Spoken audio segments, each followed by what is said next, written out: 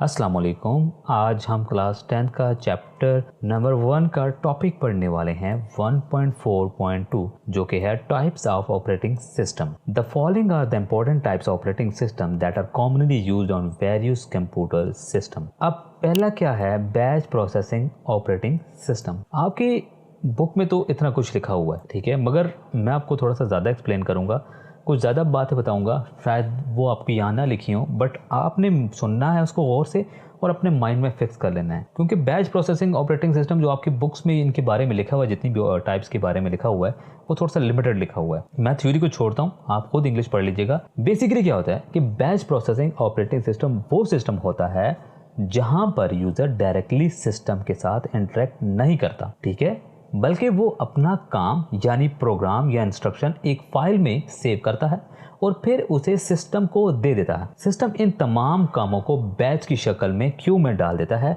और एक के बाद एक प्रोसेस करता है। यानी कि आपने एक बंदा है, उसको कहा कि ये मेरा काम है, ये लिस्ट ऑफ जो है ये मेरे काम करने हैं आपने। एक दूसरा बंदा कहता है ये लिस्ट है, ये मेरे काम की लिस्ट है, ये भी आपने करना है, ठीक है। यानी कि ये क्या कहता है, ओएस को देते हैं, सीपीयू को देते हैं। अब उस बंदे का काम है कि इनको जो इसके काम हैं कुछ मिलते जुलते होंगे, उन सबको बैच कर देना या इन्हीं काम को एक बैच की शक्ल में दे देना, और जब सारे काम जमा हो जाएं तो उसको 1 बाय 1 करके करना, ठीक है। पहले इसका कर दो, फिर इसका कर दो, फिर जब इसका रिसोर्स ज़्यादा ले रहा है तो दूसरा। मैं अभी आपको अभी समझ नहीं आ रही, जो ऐसा आपको समझ आएगी। अभी काम कैसे करते हैं, देखो, यूज़र अपना काम लिखता है और सबमिट करता है, जैसे मैं बता रहा हूँ, ठीक है। ये काम दूसरे यूज़र के कामों के साथ इकट्ठा हो जाते हैं, इसे बैच कहते हैं, ठीक है। बैच समझ आई, इसे बैच कहते हैं जब इकट्ठा हो जाती हैं चीज़ें। ऑपरेटिंग सिस्टम इन तमाम जॉब्स को ऑटोमेटिकली बिना रुकावट के एक के बाद एक एग्जीक्यूट करता है। जब तक पूरा बैच कंप्लीट नहीं होता, यूज़र को रिजल्ट का इंतज़ार करना पड़ता है। अब इसकी खसूसियात क्या हैं?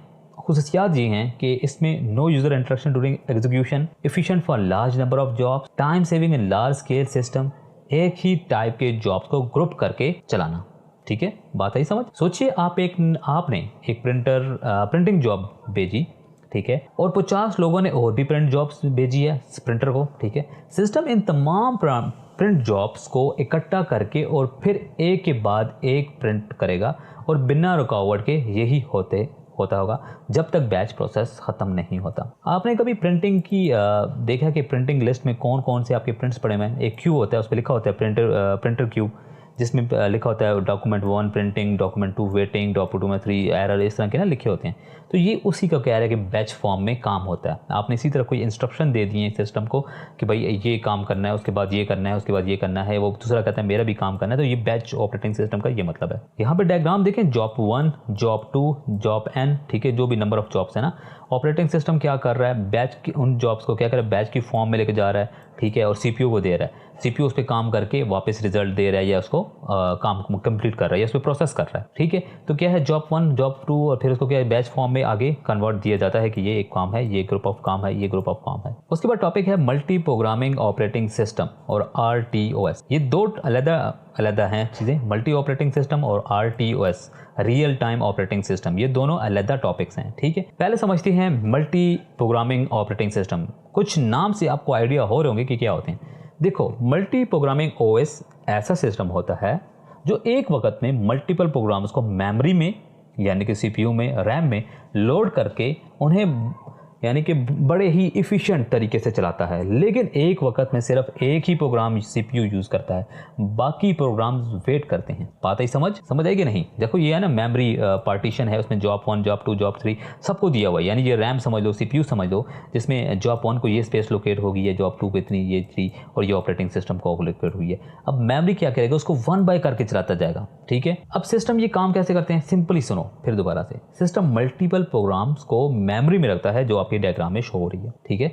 जब एक प्रोग्राम किसी इनपुट आउटपुट के लिए रुकता है, यानी कि मिसाल के जो 2 है वो वेट कर रहा है किसी इनपुट कमांड के लिए, ठीक है। जब तक मुझे यूज़र गो नहीं कहेगा या प्रिंट की कमांड नहीं देगा, मैं स्टॉप हूँ। तो सीपीयू क्या करता है, उसी से लेके सीपीयू 1 को यानी उस पे दूसरे पे जंप करके उसका काम करने लग जाता है, उसको प्रोसेस करने लग जाता है। इससे सीपीयू आइडियल नहीं होता, मतलब आइडियल ऐसा समझ लो कि उस पर लोड नहीं होता या हैंग नहीं होता, ठीक है, या वो फ्री नहीं बैठा रहता है। मतलब जब तक मुझे दूसरे को कमांड नहीं मिलेगी, वो पहले को नहीं देगा, तीसरे को नहीं देगा, समझ आई बात। तो इससे क्या होता है, एक तो टाइम ज़ाया नहीं होता। अच्छा सुनो, मिसाल के तौर पर अगर आप MS वर्ड, म्यूजिक प्लेयर और ब्राउज़र साथ चला रहे हैं और ब्राउज़र क्या कर रहा है, फाइल डाउनलोड कर रहे हैं आप उसके ऊपर, तो CPU तब तक MS वर्ड को दे दिया जाता है तब तक जब तक डाउनलोड ना हो जाए। ठीक है समझ।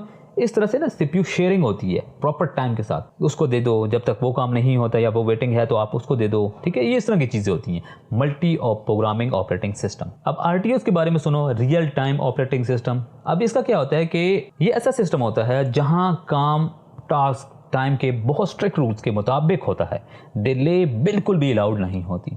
ठीक है, यानी कि टाइम पर सारे काम होने हैं, जो टास्क दिए हैं वो टाइम पर होने हैं। समझ आई बात। अब इसमें होता क्या, एक तो टाइम सेंसिटिव टास्क को मैनेज करता है जो बहुत ज़्यादा क्रिटिकल होते हैं कि भैया ये वक्त पे ही होगा, इसके अलावा नहीं होना चाहिए। फास्ट स्विचिंग बिटवीन टास्क होता है, बहुत जल्दी स्विच करते हैं टास्क के अंदर, टास्क में एक टास्क से दूसरे टास्क में, या टास्क ऑन करने में, ऑफ करने में, इस तरह से। ठीक है, अब मोस्टली यूज़ कहाँ पे होता है, ये एम्बेडेड सिस्टम में होता है, जैसे कि medical devices, robots, industrial machines में ये यूज़ होता है। ठीक है, एग्जाम्पल के तौर पर समझ लो कि एक रोबोट है जिसे एक सिग्नल मिलता है, उसने फिर उसके सिग्नल पर रिएक्ट करना है। अगर वो सिग्नल इग्नोर करे या डिले हो जाए तो डैमेज हो सकता है कि नहीं, इसलिए RTOS ज़रूरी होता है, यानी रियल टाइम ऑपरेटिंग सिस्टम। आपने अक्सर देखा होगा फायर अलार्म होते हैं, यानी कि जैसे ही उसको अलर्ट मिले या सिग्नल मिले अलार्म बजना है, अलार्म बजने के साथ उसका पानी, जो वाटर होते हैं, फवारे होते हैं या उस तरह का होता है, वो सिस्टम ऑन होना है। अगर वो डिले कर दे उसके अंदर तो क्या होगा, आग ज़्यादा हो जाएगी, ब्लास्ट हो सकता है। तो ये होता है रियल टाइम में क्विक रिएक्शन होता है, यानी कि जैसे ही सिग्नल मिले आपने उसी वक्त काम करना है। इसको क्या कहता है, रियल टाइम ऑपरेटिंग सिस्टम। ये ऑपरेटिंग सिस्टम उनके लिए डिज़ाइन होता है जो रियल टाइम पे क्विक करते हैं काम, एक्शन दिखाते हैं। उसके बाद है multitasking operating system. Multitasking operating system ऐसा OS होता है जो एक वक्त में मल्टीपल टास्क या प्रोग्राम्स को एक साथ रन करने की सहूलत देता है। यूजर को लगता है कि सब काम एक ही वक्त में हो रहे हैं, लेकिन असल में CPU उनमें से हर टास्क को बहुत तेजी से स्विच करता है। ठीक है, यानी कि CPU हर टास्क को छोटा छोटा टाइम स्लॉट देता है, जैसे टाइम स्लाइसिंग कहते हैं। हर टाइम स्लाइस के बाद उस अगले टास्क पर स्विच करते हैं। ये इतनी तेजी से होता है कि यूजर को लगता है कि सब काम एक साथ हो रहे हैं। अब यहाँ पे एग्जांपल पे देखो, ये डायग्राम में देखो, ये वर्ड की फाइल ओपन है, वेब ब्राउज़र है, ईमेल है, ये सारे प्रोसेस हो रहे हैं, ऑपरेटिंग सिस्टम CPU को उससे करवा रहा है। ठीक है, अब ये साथ इतनी तेज़ी से चल रहे होंगे, स्विचिंग हो रही होंगी, कभी वर्ड जो ऑपरेटिंग सिस्टम वेब ब्राउज़र पे जा रहा होगा, कभी वेब ब्राउज़र ईमेल पे जा रहा होगा, ईमेल से वेब वर्ड पे जा रहा होगा, ये इतने तेज़ी से स्विचेस हो रहे होंगे, टाइम शेयरिंग हो रहा होगा। ठीक है, आपको लग रहा होगा कि सारे के टास्क एक साथ चल रहे हैं, जबकि ऐसा नहीं होता। आप अपने सिस्टम्स को देख लें, जो आपकी कंप्यूटर्स हैं, आपने म्यूज़िक भी लगाया होता है, साथ में आप ब्राउजिंग भी कर रहे होते हैं, आपका बैकग्राउंड में एंटीवायरस भी चल रहा होता है, तो ये सारे क्या है। ठीक है, आप यूट्यूब चला रहे हो, MS वर्ड पे असाइनमेंट्स लिख रहे हो, ठीक है, बैकग्राउंड में आपको जैसे मैंने बताया एंटीवायरस हो, तो ये क्या होती हैं, ये सारी क्या हैं, ये आपको इनको ना मिली सेकेंड्स के लिए ना सिस्टम दिया जाता है, बार बार CPU दिया जाता है, ऑपरेटिंग सिस्टम उसको ना अलाउट करता है कि आप चलो अभी आप काम कर लो, फिर आप काम कर लो।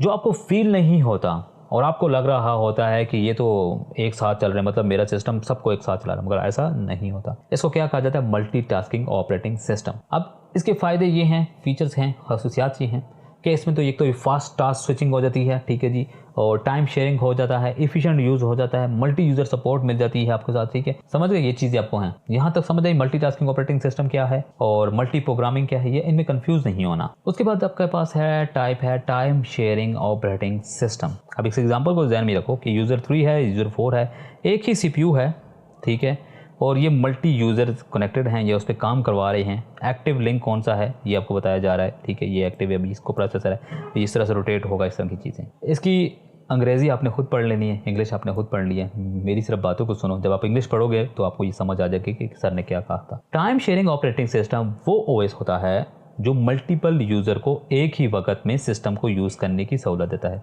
जैसे कि यहाँ पे एग्जांपल में डायग्राम में शो हो रहा है, हर यूज़र को CPU को छोटा छोटा टाइम स्लॉट दिया जाता है, जैसे लगता है कि सब यूज़र एक ही वक्त में काम कर रहे हैं। अब इसकी खसूसियात क्या हैं, CPU टाइम को यूज़र में इक्वली शेयर करते हैं, फास्ट स्विचिंग होती है बिटवीन टास्क, हर यूज़र को रिस्पांस टाइम फास्ट होता है, सिस्टम हर यूज़र को लगातार सर्विस देता है, मतलब दे रहा होता है या देता है, ठीक है। मल्टी यूजर सपोर्ट होती है, यानी कि आप एक सेंटर में आप बैठे हुए हो, आपको ये भी कुछ कह रहा है, आप इसकी बात भी सुन रहे हो, आपको ये भी कुछ कह रहा है, आप इसकी भी बात सुन रहे हो, उनकी भी नोट कर रहे हो, इस पे एक्शन भी कर रहे हो। तो ये सिर्फ इस तरह की चीज़ें, ठीक है, बात समझ आई। एग्जाम्पल के तौर पर मिसाल दूँ तो आप यूनिवर्सिटी के ना सर्वर पर 20 लोगों के साथ लॉगिन है, ठीक है, यानी कि यूनिवर्सिटी का सर्वर है, मतलब ये एक सिस्टम सर्वर है, इसमें ना 20 लोग जो हैं लॉगिन हैं, यूज कर रहे हैं, इसको असेस कर रहे हैं, ठीक है। सब अपना काम कर रहे हैं उस सर्वर पे बैठ के, ठीक है। ओएस हर यूजर को एक टाइम स्लॉट के लिए सीपीयू देता है,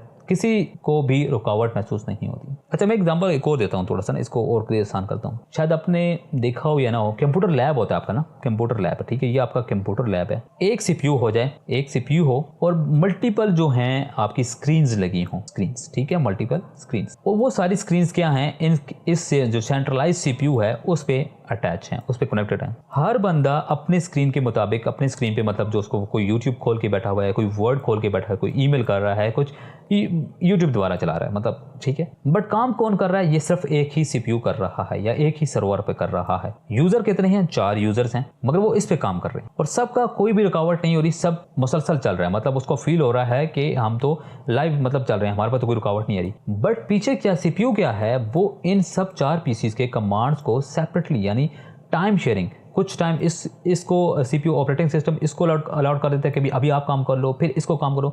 ये चीज़ें मिली सेकेंड्स में होती हैं, जो कि हमें फील भी नहीं होती, ठीक है। बट क्या होता है, टाइम शेयरिंग होती है, यानी थोड़ा सा टाइम PC1 को दे दिया, PC2 को दे दिया, PC3 को दे दिया, PC4 को दे दिया। बात समझ आई यहाँ तक।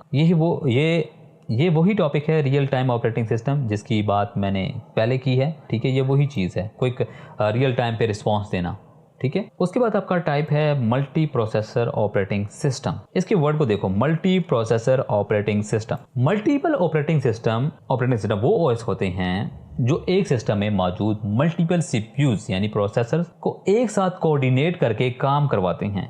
इसके मकसद है परफॉर्मेंस को इम्प्रूव करना और लार्ज स्केल पर प्रोसेसिंग को इफिशिएंटली हैंडल करना। सोचिए आपका कंप्यूटर में सिर्फ एक प्रोसेसर के बजाय 2 या ज्यादा प्रोसेसर लगे हुए हैं, ये सब एक दूसरे के साथ मिलकर एक ही ऑपरेटिंग सिस्टम के अंडर मल्टीपल टास्किंग को पैरेलल चलाते हैं। इसे कहते हैं मल्टीपल प्रोसेसर सिस्टम। अब इसकी खासियत क्या है, एक तो शेयर्ड मेमोरी होती है, यानी सब प्रोसेसर एक ही मेमोरी और ओएस शेयर करते हैं, ठीक है। कोऑर्डिनेशन, यानी ओएस हर प्रोसेसर को काम को मैनेज करता है, ठीक है। एक प्रोसेसर का काम है तो दूसरा कर लेता है, दूसरा, इस तरह की शेयरिंग नहीं होती उस तरह से। एक तो फास्टर एग्जीक्यूशन हो जाती है, क्यों, टास्क को पैरेलल एग्जीक्यूट करके स्पीड इंक्रीज करते हैं। पैरेलल मतलब एक साथ एग्जीक्यूट करना। इसकी रिलायबिलिटी ज्यादा है, अगर एक प्रोसेसर फेल हो जाए दूसरा काम कंटिन्यू कर सकता है। लोड शेयरिंग हो जाती है, यानी एक बहुत ज्यादा लोड एक प्रोसेसर पर डाला तो दूसरे प्रोसेसर पर डाल दिया जाता है हाफ, ठीक है, डिस्ट्रीब्यूट कर दिया जाता है, ठीक है। तो ये क्या बेसिकली कहाँ पे होते हैं, ये सर्वर्स वगैरह पे लगे होते हैं, ठीक है। जब वहाँ पे सर्वर्स होते हैं, आपके वर्क स्टेशन होते हैं, वर्क स्टेशन पे, वहाँ पे जहाँ पे आपके ना बहुत ज़्यादा हैवी काम किया जाता है, आप बिल्कुल भी इसको डिले नहीं करते कि आपका ना एक सीपीयू फेल हो जाए तो आप दूसरा आप वेट करो तो दूसरा स्टार्ट हो जाता है, काम करता है, मतलब आप इसमें ना मल्टीपल प्रोसेसर लगे होते हैं और ये सिस्टम एग्जिस्ट करते हैं। आपका तो जो आपके लैब में है या आप यूज़ कर रहे हो, जिन पे आप काम करते हो अक्सर, उसमें एक ही सीपीयू लगा होता है, यानी प्रोसेसर लगा होता है। वर्क स्टेशन हो गए, सर्वर हो गए, वहाँ पे मल्टीपल प्रोसेसर सिस्टम लगे होते हैं। उसके बाद टाइप है distributed operating system. Distributed operating system यानी DOS एक ऐसा ऑपरेटिंग सिस्टम होता है जो मल्टीपल इंडिपेंडेंट कंप्यूटर्स को नेटवर्क के जरिए कनेक्ट करके ऐसे मैनेज करता है जैसे वो एक सिंगल सिस्टम हो। यूजर को लगता है कि वो एक ही मशीन पर काम कर रहा है, लेकिन असल में काम मल्टीपल सिस्टम पर डिस्ट्रीब्यूट होता है। सोचिए आपके पास 5 कंप्यूटर हैं जो एक दूसरे से नेटवर्क के जरिए कनेक्टेड हैं, यानी कि क्या कहा कि ये आपका एक पीसी है, ये आपका दूसरा पीसी है, ये आपका तीसरा पीसी है, ये आपका 4 और ये आपका 5, ठीक है। आप इस पीसी पर बैठे हो, ठीक है, आप इस पे पीसी बैठे हो, ये नेटवर्क के जरिए आपस में कनेक्टेड हैं, ठीक है। अब डिस्ट्रीब्यूटेड ओएस क्या करता है कि आप इस पीसी पे बैठे हो, मगर आप इस पीसी की फाइल को एक्सेस भी कर रहे हो। इस पीसी की फाइल जो है यहाँ पे आपको शो भी हो रही है, मतलब कि शो हो रही है, आपको लगता है कि आपकी जो फाइल है, ये जो आप प्रोसेस कर रहे हो वो आप इस सिस्टम पे कर रहे हो, जो एक्चुअल में इधर हो रहा होता है या इधर डाटा पड़ा हुआ है। ठीक है, ये क्या है, ये नोड्स हैं, इसको नोड्स कहा जाते हैं। जब ये नेटवर्किंग पे पीसी कनेक्ट हो जाता है, नोड 1 नोड 2 कहा जाता है। ठीक है, जब आप शेयरिंग करते हो ना, शेयरिंग आपने शायद ना देखी हो, आपका ना, आप जब एक पीसी दूसरे पीसी नेटवर्क पे डाल देते हो, ठीक है, इस तरह से लिंक कर देते हो, नेटवर्किंग कर लेते हो, तो ये क्या होता है कि आप इस पीसी के जरिए इस पीसी में अगर कोई डाटा पड़ा हुआ है वो असेस कर लेते हो। आप यहीं भी बैठे वहाँ से कॉपी करके अपने इस पीसी में ले आते हो, या कॉपी करने की ज़रूरत भी नहीं, वहीं से यूज़ भी कर लेते हो। ये आप इस पे बैठे हो बट यहाँ का डाटा यहाँ पे यूज़ कर रहे हो, आपको शो हो रहा होता है, आपकी यहाँ मूवी पड़ी हुई है, आप यहाँ बैठ के देख रहे होते हो, आपको लगता है कि इसी में पड़ी हुई है, इसी पे हो रहा है, बट एक्चुअल में वो वहाँ पे हो रहा है, इस सिस्टम पे काम हो रहा होता है। समझ आई बात? तो इसको क्या कहते हैं, डिस्ट्रीब्यूटेड ओएस का ये काम है। ठीक है, ये एक टाइप है जो उस चीज़ को मैनेज करता है। ठीक है, अब इसकी खसूसियात क्या हैं? एक तो रिसोर्स शेयरिंग होती है, यानी हर कंप्यूटर दूसरे का रिसोर्स यूज़ कर सकता है।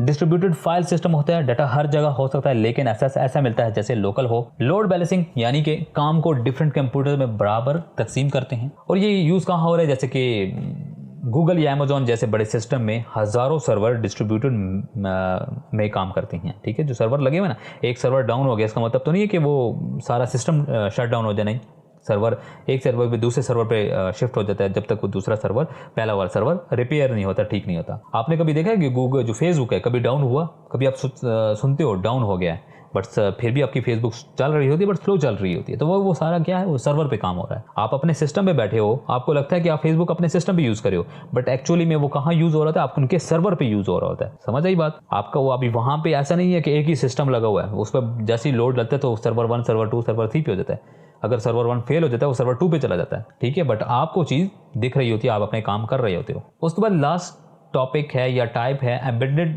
Operating system. ठीक है, ये बेसिकली एक ऐसा ओएस होता है जो स्पेसिफिक हार्डवेयर डिवाइस के लिए यूज़ होता है, यानी कि आपने कोई एक ऐसा हार्डवेयर बनाया, उसी के लिए कुछ सॉफ्टवेयर बनाया है, उसको क्या कहते हैं, ऑपरेटिंग सिस्टम। उस सॉफ्ट चीज़ को चलाने के लिए जो आपने प्रोग्राम डिज़ाइन किया, सॉफ्टवेयर डिज़ाइन किया, उसको क्या कहते हैं, ऑपरेटिंग सिस्टम कहा जाता है। और उसमें आपने लिमिटेड और फोकस्ड फीचर्स होती हैं। ठीक है, लिमिटेड काम करते हैं। ठीक है, basically OS general purpose computers जैसे विंडोज़ पीसी के लिए नहीं, बल्कि मशीन या डिवाइसेस जैसे वॉशिंग मशीन्स हो गई, स्मार्ट वॉचेस हो गए, एटीएम्स हो गए, डिजिटल कैमरास हो गए, इनके लिए होता है। अब एटीएम्स पे आप जाओ, ठीक है, आपको क्या एक ना स्पेसिफिक टास्क होती हैं, लाइक बटन प्रेस किया, आपने पासवर्ड एंटर किया, पैसे अमाउंट लिखे, ठीक है, और आपको कैश निकलेंगे।